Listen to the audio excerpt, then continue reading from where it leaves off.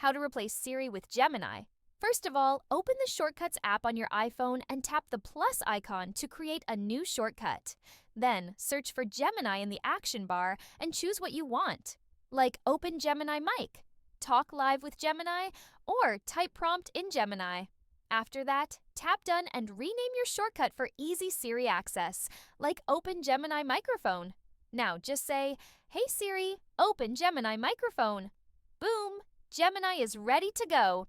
Next, let's add Gemini to your control center. Swipe down from the top right, tap the plus icon, and scroll to find Gemini. Tap to add actions like Talk Live or Open Mic. Now Gemini is just a swipe away. Finally, add Gemini to your lock screen. Long press on the lock screen, tap Customize, then add widgets. Find Gemini and choose what you need: text, talk, or even camera. So this is how to replace Siri with Gemini. Like and subscribe if you found this helpful.